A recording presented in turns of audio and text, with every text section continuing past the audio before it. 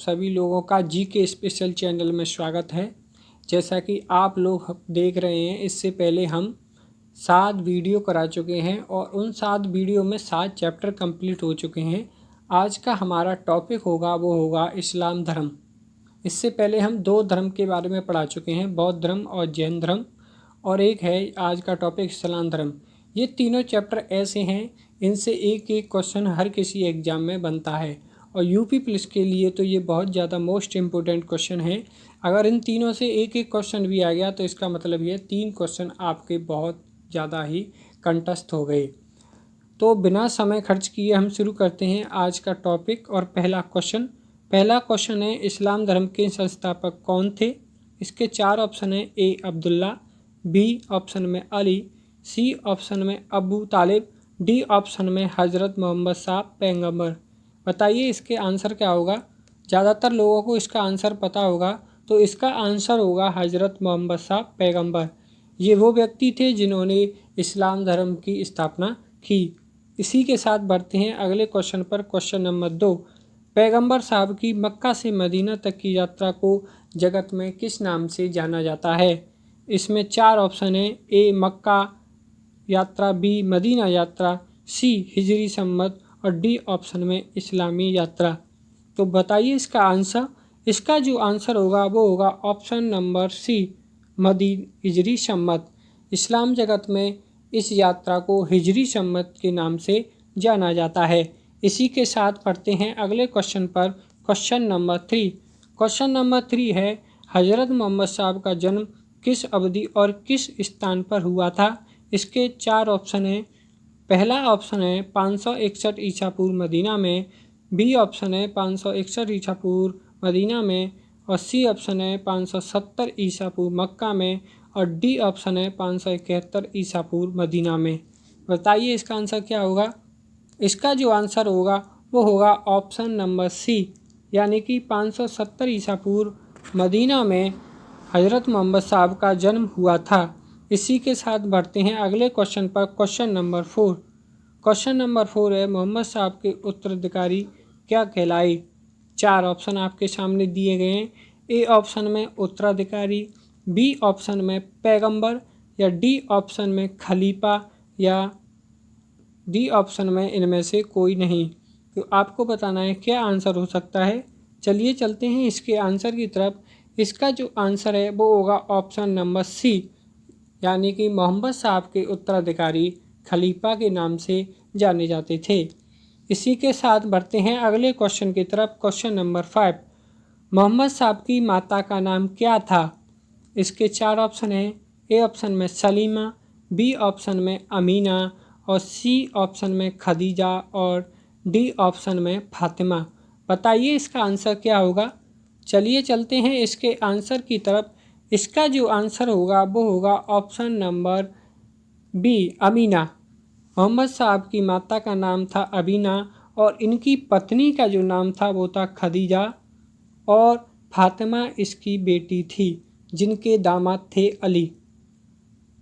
इसी के साथ बढ़ते हैं अगले क्वेश्चन पर। क्वेश्चन नंबर 6, निम्न में से कौन सा पर्व मोहम्मद साहब के जन्म पर मनाया जाता है? 4 ऑप्शन आपके सामने दिए हैं। नवरोज़, सी ऑप्शन में ईद मिलाद उन नबी, और सी ऑप्शन में मुहर्रम, और डी ऑप्शन में इनमें से कोई नहीं। तो इसका जो आंसर होगा वो होगा option number B, Eid Milad उन नबी। इस ऑप्शन को थोड़ा सही कर लीजिए, प्रिंटिंग मिस्टेक है, ये सी की जगह बी होगा। इसी के साथ बढ़ते हैं अगले क्वेश्चन पर। क्वेश्चन नंबर 7 है, भारत में सर्वप्रथम इस्लाम का आगमन किसके जरिए हुआ?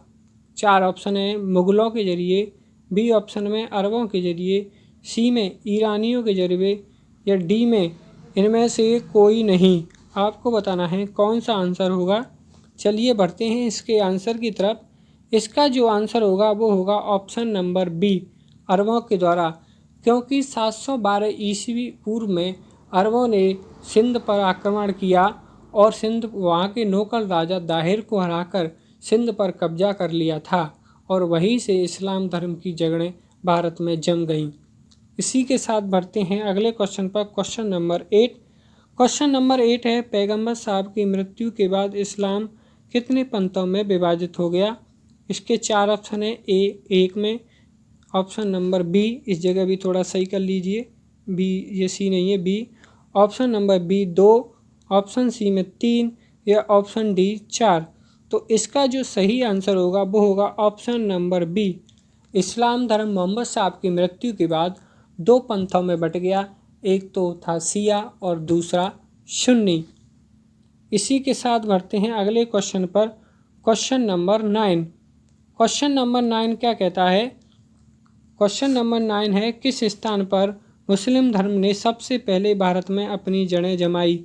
इसके 4 ऑप्शन हैं। ए ऑप्शन में पंजाब, बी ऑप्शन में कश्मीर, सी ऑप्शन में गुजरात और डी ऑप्शन में सिंध। तो आपको बताना है इसमें से कौन सा आंसर होगा। चलिए चलते हैं इसके आंसर की तरफ। इसका जो आंसर है वो होगा ऑप्शन नंबर डी, सिंध। अभी मैंने बताया था सिंध के बारे में। बढ़ते हैं अगले क्वेश्चन की तरफ, क्वेश्चन नंबर 9।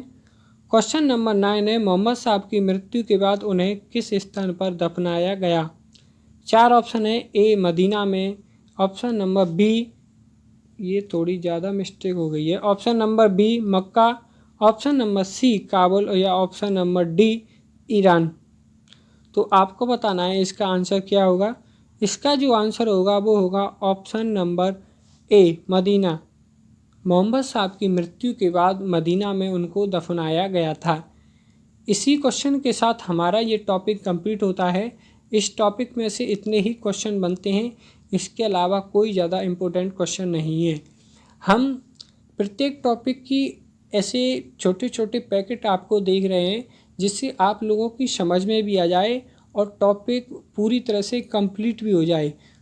ऐसे समझिए, कम दाम में बहुत अच्छा कंटेंट, यानी कि आप लोगों को ज़्यादा पढ़ने की ज़रूरत ही नहीं है। बहुत से बड़े बड़े एजुकेटर इसी चैप्टर को बहुत ज़्यादा समय में पढ़ाते हैं, 40 मिनट 45 मिनट।